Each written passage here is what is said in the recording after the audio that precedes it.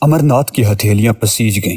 وہ جانتا تھا کہ سبھاش کے اس نرم لہجے میں کون سی دھمکی پوشیدہ ہے۔ اسے سبھاش کی اہمیت کا اندازہ تھا۔ تنظیم اسی کے دم سے قائم تھی اور تنظیم کا اصول یہ تھا کہ تسخیر کر لو یا مر جاؤ۔ جوزف کی گاڑی بہت تیزی سے شہزاد کے گھر کی طرف بڑھ رہی تھی۔ ایئر کنڈیشنر پوری رفتار سے چل رہا تھا، جس کی وجہ سے کار ڈرائیور فرید کا بایاں گھٹنا شل ہو چکا تھا۔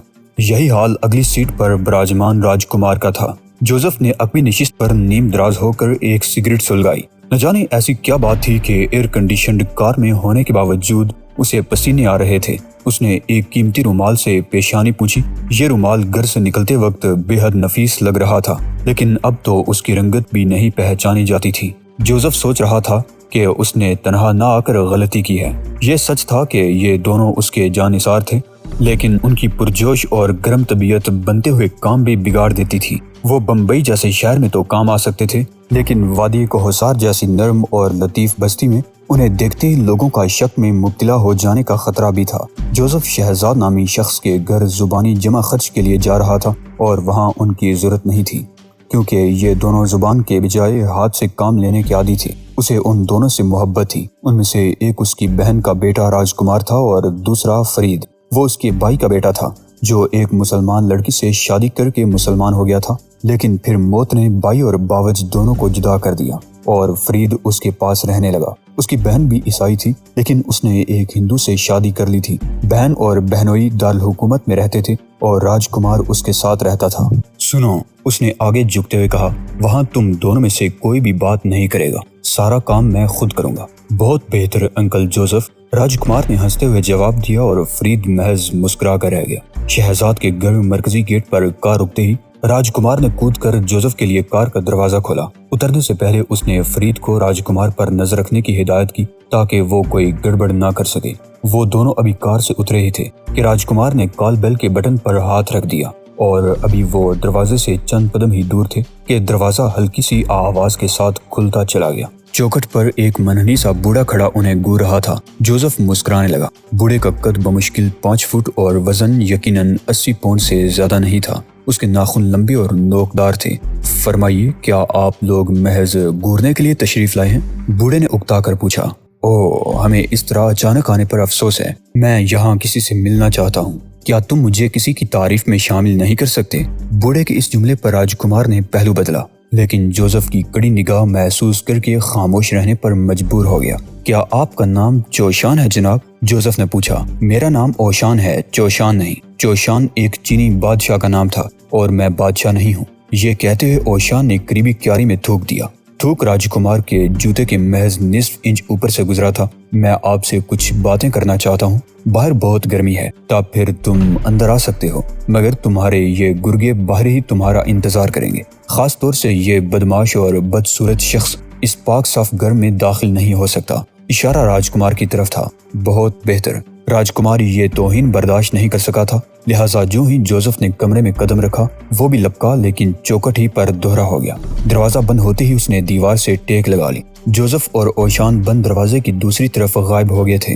کیا ہوا؟ فرید نے اس پر جھکتے ہوئے کہا۔ پتہ نہیں کیا ہوا، پیٹ میں مروڑ سے اٹھ رہے ہیں۔ پھر اس نے سیدھے کھڑے ہو کر کہا، اب ٹھیک ہے۔ شاید بوڑھے نے گھونسا مار دیا تھا اور گھر کے اندر جوزف اوشان کی رہنمائی میں ایک انتہائی نفیس ڈرائنگ روم کا جائزہ لے رہا تھا۔ کمرے میں خوشگوار سی خنکی تھی۔ وہ اوشان کے کہنے پر ایک گہرے نیلے صوفے میں دھنس گیا۔ اوشان بدستور کھڑا رہا۔ اب کہو، کیا بات ہے؟ اس کے لہجے میں اکھڑ پن تھا۔ میری سمجھ میں نہیں آتا کہ کس طرح کہوں، جس طرح بھی ممکن ہو بس شروع ہو جاؤ۔ اوشان صاحب، بات دراصل یہ ہے کہ میرے ایک دوست کے کھیتوں پر کسانوں نے کام کرنا چھوڑ دیا ہے اور بظاہر اس کی وجہ آپ لوگ ہیں۔ ہم؟ اوشان اسے گورنے لگا۔ اس کی چھوٹی چھوٹی آنکھوں سے چنگاریاں سی نکلنے لگی۔ جوزف کو یوں لگا جیسے وہ ان چنگاریوں کی وجہ سے جھلس جائے گا۔ اس کا سر بری طرح چکرانے لگا۔ آنکھوں کے سامنے اندھیرا چھانے لگا۔ دھڑکنیں بہت تیز ہو گئیں۔ یوں لگا جیسے کمرہ ناچ رہا ہو۔ اسے بوڑھا کسی ایسی عفریت کی طرح لگا جو اپنی حقیر سی جسامت کے باوجود اسے ہڑپ کر جائے گا۔ اس کے اعضاء جواب دینے لگے۔ خنک ماحول کے باوجود اس کا جسم پسینے سے بھیگ گیا۔ اس کی ہتھیلیوں نے بھی پسینہ اگل دیا۔ بوڑھے کی آنکھوں سے نکلنے والی شعائیں اسے مفلوج کرتی چلی گئیں۔ اس نے گھبرا کر صوفے کی پشت گاہ سے ٹیک لگا لی، آنکھیں ملی اور ایک بار پھر اوشان کی طرف دیکھا جو خوفناک انداز میں اس کی طرف بڑھ رہا تھا۔ اس کا سبز لبادہ بے حرکت تھا لیکن قدم مسلسل آگے بڑھ رہے تھے۔ جوزف، وہ آہستہ آہستہ آگے بڑھ رہا تھا۔ فاصلہ مسلسل کم ہونے لگا۔ جوزف کو یقین ہو گیا کہ موت اس کے سامنے نہ صرف موجود ہے بلکہ اس کی پیش قدمی بھی کر رہی ہے۔ اس کی آنکھوں کے سامنے تارے سے ناچنے لگے۔ وہ مرنا نہیں چاہتا تھا لیکن موت اس کی طرف بڑھ رہی تھی۔ اسی لمحے باہر دروازے پر بے پناہ شور بلند ہوا اور پھر یوں لگا جیسے کوئی دیوانہ وار دوڑتا ہوا چلا رہا ہو۔ گھر کی پرسکوت فضا میں اچانک ہی ایک دلدوز چیخ ابھری اور فوراً ہی معدوم ہو گئی۔ اوشان کی آنکھیں خون آلود ہو گئی۔ جوزف نے چونک کر آنکھیں کھول دی۔ اس نے حیرت سے ادھر ادھر دیکھا۔ انداز ایسا ہی تھا جیسے وہ تو کہیں اور تھا لیکن جب آنکھ کھلی تو خود کو کہیں اور پا کر اسے شدید حیرت ہو رہی تھی۔ لیکن سامنے ہی اوشان کا مسکراتا ہوا چہرہ دیکھ کر اسے یاد آیا کہ وہ کہاں ہے اور اس جگہ کیوں آیا ہے۔ دفعتاً اوشان نے آگے بڑھ کر اس کے کندھے پر ہاتھ رکھ دیا۔ تم کچھ پریشان دکھائی دے رہے ہو؟ نہیں تو، جوزف بوکھلا گیا اور آنکھیں پھاڑ پھاڑ کر ادھر ادھر دیکھنے لگا۔ لیکن اب اس کی وہ حالت نہیں تھی جو چند لمحے قبل کسی مبتلا مرگ ہستی کی طرح اس پر طاری ہو گئی تھی۔ اب تو یکا یک وہ یوں محسوس کرنے لگا تھا جیسے اس کے جسم میں نئی توانائیاں جنم لے رہی ہوں۔ وہ نیلے رنگ کے صوفے پر سیدھا ہو کر بیٹھ گیا اور ماتھے پر جلملاتے ہوئے پسینے کی بوندیں پونچھنے لگا۔ مان اسے وہ چیخ یاد آ گئی جسے اس نے کچھ دیر قبل سنا تھا۔ اس نے بوڑھے اوشان کی طرف دیکھا جو بڑی ہمدردی سے اس کی جانب دیکھ رہا تھا۔ اس کے انداز سے تو یہی ظاہر ہو رہا تھا جیسے اس ماحول میں کوئی غیر معمولی بات نہ ہوئی ہو۔ ہاں تو تم کہہ رہے تھے مسٹر جوزف، اوشان کا لہجہ نرم ہی رہا، کہ ہم کسی گڑبڑ کے ذمہ دار ہیں؟ اوہ ہاں، جوزف تھوک نگل کر رہ گیا۔ وہ سوچ رہا تھا کہ اس نے جس کسی کی چیخ سنی تھی کہیں وہ راج یا فرید میں سے کوئی ایک تو نہیں تھا۔ میں صرف یہ کہنا چاہتا تھا کہ یہاں کے کسان بے حد وہمی قسم کے لوگ ہیں۔ کل رات وادی میں زلزلہ آیا تھا اور کسان یہ سمجھتے ہیں کہ اس کی وجہ آپ لوگ ہیں۔ جوزف خود پر قابو پا کر بولتا رہا۔ ان لوگوں کا دعویٰ ہے کہ آپ کے ساتھی مسٹر شہزاد کسی پراسرار لیکن خوفناک قوت کے مالک ہیں۔ یہی وجہ ہے کہ کسانوں نے کام بند کر دیا ہے۔ لیکن ہم دونوں کا کسانوں یا کاشتکاروں سے کیا تعلق ہے؟ کہیں لوگ یہ تو نہیں کہتے کہ ہم ان کے کھیتوں سے کھاد چرا لیتے ہیں یا پھر کسی نے ہمیں اپنی فصلوں میں چرتے ہوئے دیکھا تھا؟ اوہ نہیں، یہ بات نہیں ہے جناب۔ جوزف اس کورے جواب پر پریشان ہو گیا۔ میں دراصل یہ چاہتا ہوں کہ آپ لوگ میرے ساتھ ذرا کھیتوں تک چلیں اور لوگوں کو بتا دیں کہ آپ بھی ان کی طرح عام سے انسان ہی ہیں، کوئی بھوت پریت یا آسیب نہیں ہے۔ اس طرح ان غریبوں کو بھوکوں مرنے سے نجات مل جائے گی۔ میں تمہارا مطلب نہیں سمجھا۔ اوشان کے لہجے میں حیرت تھی۔ ظاہر ہے جب وہ لوگ کام نہیں کریں گے تو انہیں فاقے ہی کرنے پڑیں گے، جوزف نے وضاحت کی، اور اچانک ہی اس کی نگاہ کھڑکی کی طرف اٹھ گئی۔ اس کھڑکی سے اس کی کار صاف نظر آ رہی تھی۔ اس سے پہلے شاید اس نے اس طرف توجہ نہیں دی تھی ورنہ وہ اسے پہلے بھی نظر آ جاتے۔ اوشان نے اس کی نظروں کے تعاقب میں کھڑکی کی طرف دیکھا۔ باہر فرید اور راجکمار گاڑی سے ٹیک لگائے کھڑے تھے۔ ٹھیک ہے، اوشان نے بڑے ہی شاہانہ انداز میں کہا، میں تمہارے ساتھ چلنے کے لیے تیار ہوں، لیکن شہزاد کے بارے میں کچھ نہیں کہہ سکتا، وہ اپنی مرضی کا مالک ہے۔ لیکن آپ؟ میں اپنی مرضی کا مالک ہوں؟ میرا مطلب تھا آپ انہیں مجبور کر سکتے ہیں۔ سنو، اوشان نے ایک بار پھر اس کے کندھے پر ہاتھ رکھ دیا۔ لفظ مجبور مجھے قطعاً پسند نہیں۔ یہ ایک نسوانی خصوصیت کا حامل لفظ ہے اور عورتوں کے لیے ہی سجتا ہے، اور تم جانتے ہو کہ انہیں بھی مجبوری کے ہاتھوں کیا کچھ کر گزرنا پڑتا ہے۔ پھر اگر شہزاد مجبور ہونے والا ہوتا تو آج کم از کم 2 بچوں کا یقیناً باپ ہوتا، اور میرے بچوں کی تعداد کا حساب رکھنے کے لیے محکمہ شماریات کے ملازمین کو اوور ٹائم کی ضرورت محسوس ہونے لگتی۔ جوزف ہنسنے لگا۔ آپ بہت زندہ دل آدمی ہیں جناب، وہ ہنسی ضبط کرتے ہوئے بولا۔ اگر ممکن ہو تو شہزاد صاحب سے میری ملاقات ہی کرا دیں۔ ٹھیک ہے، تم یہیں ٹھہرو، میں اس سے بات کر کے دیکھتا ہوں۔ یہ کہہ کر اوشان گلاس ڈور کی طرف بڑھ گیا اور دروازہ کھولتے ہوئے پلٹ کر بولا، لیکن میں اسے مجبور نہیں کروں گا، سمجھے؟ جوزف اس بات میں سر ہلا کر رہ گیا۔ اگر اس وقت آئینہ روبرو ہوتا تو یقیناً اسے اپنے چہرے کے تاثرات سے پتہ چل جاتا کہ مجبور کسے کہتے ہیں۔ اوشان دروازے سے راہداری میں نکل گیا اور پھر بائیں باغ میں پہنچ کر ایک ایسی روش پر چلنے لگا جو سوئمنگ پول کی طرف جاتی تھی۔ گلاس ڈور کی وجہ سے جوزف اسے دور تک دیکھتا رہا اور اسے حیرت ہوتی رہی کہ یہ بوڑھا زمین پر چل رہا ہے یا چند انچ اوپر ہوا میں معلق حرکت کر رہا ہے۔ اس کا بھورے رنگ کا لبادہ یوں متحرک تھا جیسے اس کے نیچے پاؤں کے بجائے پہیے لگے ہوئے ہوں۔ سوئمنگ پول کے قریب پہنچ کر اوشان رک گیا۔ اس نے متلاشی نظروں سے ادھر ادھر دیکھا لیکن ٹائیگر کہیں دکھائی نہ دیا۔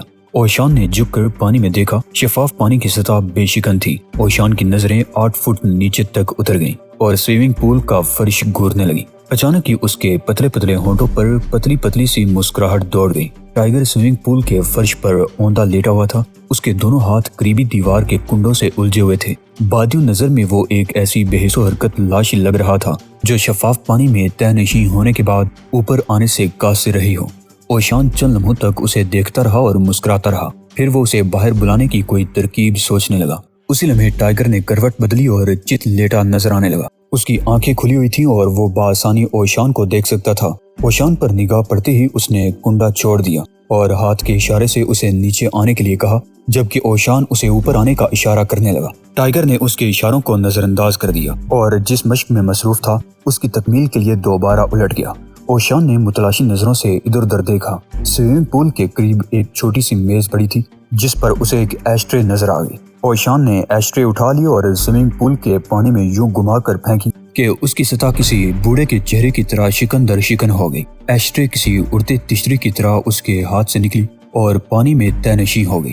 سرسری طور پر تو یہ ایک عام سی حرکت تھی، لیکن اوشان جانتا تھا کہ پانی میں کتنی زبردست لہریں پیدا ہوئی ہوں گی اور ٹائیگر کے اعصاب پر کتنا بوجھ پڑا ہوگا۔ یہ ایک اعصاب شکن حرکت تھی۔ ٹائیگر فولادی اعصاب کا مالک تھا، اس کے باوجود وہ باہر آیا تو تھر تھر کانپ رہا تھا۔ لٹل فادر، اس نے غصیلے لہجے میں کہا، آپ کے شوق کسی روز میری جان لے لیں گے۔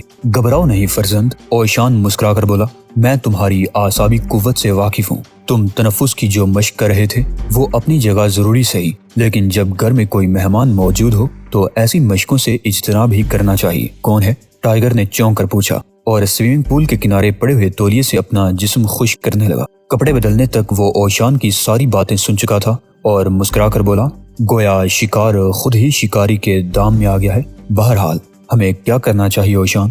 ہمیں کسانوں سے بات چیت کرنی چاہیے۔ ٹائیگر کے ہونٹوں پر بڑی ہی عجیب سی مسکراہٹ رقص کرنے لگی۔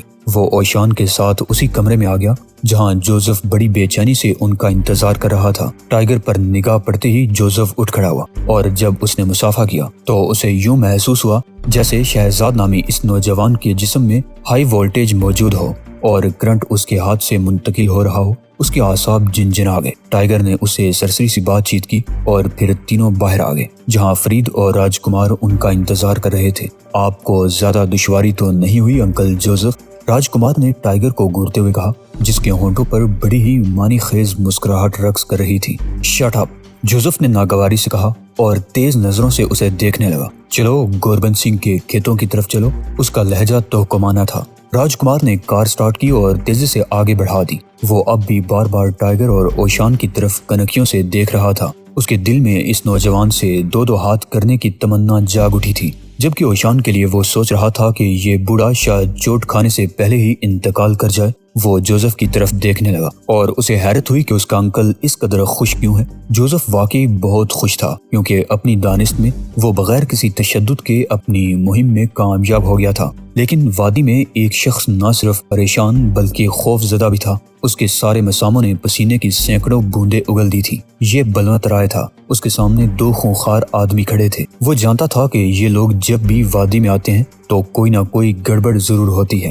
ان دونوں میں سے ایک جینز اور سیاہ جیکٹ پہنے ہوئے تھا، اس کے باوجود اس کے بازوں کی مچھلیاں صاف نظر آ رہی تھی۔ اس کے ساتھی نے بھوری پتلون اور سفید داڑھی دار ٹی شرٹ پہن رکھی تھی۔ اس کے چہرے پر ایسے تاثرات تھے جیسے وہ پکنک کے پروگرام سے آیا ہو۔ جینز والا شخص بلوت رائے کے سامنے پڑی ہوئی کرسی پر بیٹھ گیا، جبکہ دوسرا دفتر کی چوکھٹ سے لگ کر اس طرح کھڑا ہو گیا کہ باہر اور اندر دونوں طرف نظر رکھ سکے۔ اس کے ہاتھ میں ایک قلم تراش چاقو تھا جسے وہ اپنے ناخن صاف کرنے میں مصروف ہو گیا۔ تم کیوں نہیں بیٹھتے؟ بلوت رائے نے مضطربانہ انداز میں ہاتھ ملتے ہوئے پوچھا۔ جواباً وہ شخص اسی طرح ناخنوں کی صفائی میں مصروف رہا۔ اچھا، جیسے تمہاری مرضی۔ کیا میں تمہاری اس اچانک آمد کا مقصد پوچھ سکتا ہوں؟ بلوت رائے نے بے بسی سے سوال کیا۔ کیوں نہیں؟ جس طرح تم کاروباری آدمی ہو اسی طرح میں بھی ہوں۔ میں تفصیل میں نہیں جانا چاہتا، بس یہ پوچھنے آیا ہوں کہ ان پراسرار زلزلوں کا کیا جواز ہے۔ میں ان معلومات کے عوض خطی رقم ادا کرنے کے لیے تیار ہوں۔ زلزلے؟ بلوت رائے کانپ کر رہ گیا اور اسی لمحے اسے یقین ہو گیا کہ ممتاز حسین غلطی پر نہیں تھا۔ اب اسے پچھتاوا ہوا کہ اس نے ممتاز کی بات پر کان کیوں نہیں دھرے تھے۔ ممتاز نے یہی تو کہا تھا کہ کچھ دنوں بعد سبھی شدید بحران کا شکار ہو جائیں گے اور حالات کسی کے بھی قابو میں نہیں رہیں گے، اور حالات اب واقعی قابو سے باہر ہو چکے تھے۔ हाँ, बस इतना बता दो कि तुम जलजला किस तरह पैदा करते हो। मैं कुछ नहीं जानता, बलवंत राय ने जवाब दिया। वो अंदरूनी तौर पर बुरी तरह कांप रहा था। उसे उन दोनों के नाम तो मालूम नहीं थे, लेकिन ये जरूर इल्म था कि दोनों काले धंधे में मुलविस इंतहाई मुअज़्ज़िज़ शहरियों के पाले हुए गुंडे हैं, जिन पर गुंडा होने का शुबा कोई भी नहीं कर सकता। ये तुम कैसी बातें कर रहे हो? मेरे पास जलजलों का कोई राज नहीं है। अगर इस सिलसिले में कुछ पूछना है तो डॉक्टर प्रकाश के पास जाओ, वही जलजलों पर तहकीक करते रहते हैं। इस वक्त वो अपनी तजर्बा गाह में मिलेंगे। बलवंत राय। जीन्स और जैकेट वाले अमरनाथ की सर्द आवाज कमरे में गूंजने लगी। मैं तुम पर तशद्दुद नहीं करना चाहता, लिहाजा शराफत से सब कुछ उगल दो। तुम जानते हो कि मुझे उगलवाने के फन में खासी महारत हासिल है। पता नहीं तुम क्या कह रहे हो। बलवंत राय ने मेज पर नजरें गाड़ते हुए कहा, जहाँ तिजारती अखबार की एक कॉपी रखी थी, जिसके मुताबिक बलवंत राय का बैंक शदीद माली बहरान से दो चार था। उसने उन पर यह जिताने के लिए कि वो खौफजदा नहीं है, सर उठाकर भी नहीं देखा। लिहाजा वो ये भी ना देख सका कि दरवाजे पर खड़ा हुआ शख्स उसकी तरफ बढ़ रहा है। वो तो ये भी ना देख सका कि उसने उसके सर पर किस चीज से ज़रब लगाई है। वो तेवरा कर गिरा और बेहोश हो गया। अमरनाथ जेब से एक नोकदार सुआ निकालकर छोटे छोटे कदम उठाता हुआ उसके करीब आया और फिर उस पर झुक गया। सफेद कैटलाग दरख्तों से ढकी हुई सड़क से गुजरकर एक कच्ची सड़क पर आ गई थी। उसके टायरों की रगड़ से गर्दो गुबार उठने लगा था, जिसने हर चीज अपनी लपेट में लेकर निगाहों से ओझल कर दी। शहजाद ने दाईं तरफ देखा तो गर्दो गुबार के बावजूद उसे मिट्टी के घरौंदे और झोंपड़ियां नजर आने लगी। गाड़ी कुछ और आगे बढ़ी तो झोंपड़ियों और कच्चे मकानों के सामने बैठे मर्द और औरतें भी नजर आने लगी, जिनके मैले कुचले बच्चे मिट्टी में खेल कूद रहे थे। कैटलाग एक झटके से वहीं रुक गई। वो एयर कंडीशनड कार से उतरे तो लो उनके जिस्म झुलसाने लगी। राज उन सब से पहले उतरकर 25 कदम दूर खड़े एक दुबले पतले से शख्स से बातें करने लगा। ये शख्स बेहद गलीज कपड़े पहने हुए था। गालिबन ये कपड़े किसी ने उतरन के तौर पर दिए होंगे, क्योंकि कमीज इतनी मुख्तसर थी कि उस शख्स के पेट के ऊपर ही अटक कर रह गई थी। उसने अपनी मैली कुचैली टोपी उतारते हुए पसीना पूछा और फिर राजकुमार की किसी बात का जवाब देने लगा। उसके चेहरे पर सदियों के इस्तेहसाल की जुरियां पड़ी हुई थी। उसने गर्दन हिलाकर मजीद कुछ कहा और फिर लोगों को आवाजें देता हुआ झोंपड़ियों की तरफ बढ़ गया। इस असना में राज भी उनके पास आ गया। सब ठीक है, उसने मुस्कुराते हुए जोसेफ को रिपोर्ट पेश की। इस किसान का नाम हरि कृष्ण है। वो दूसरों को बुलाने गया है ताकि वो सब हमसे गुफ्तगू कर सकें, मगर हमें कहना क्या है? शहजाद ने यूं पूछा जैसे वो स्कूल का कोई नन्हा सा बच्चा हो, और जोसेफ की तरफ देखने लगा। बस इतना कहना ही काफी होगा कि तुम लोगों के बारे में उनके खदशात बेबुनियाद हैं। जोसेफ ने खुली फजा में आप जनाब के तकल्लुफात एक तरफ रखते हुए कहा, जैसे तुम्हारी मर्जी। इस दौरान ओशान अपनी गुद्दी पर हाथ फेरते हुए फसलों और खेतों का जायजा लेता रहा। राज शहजाद के करीब आ खड़ा हुआ। कोई गड़बड़ मत करना स्वीट हार्ट, उसने इस्तेहज़ाई लहजे में हिदायत की।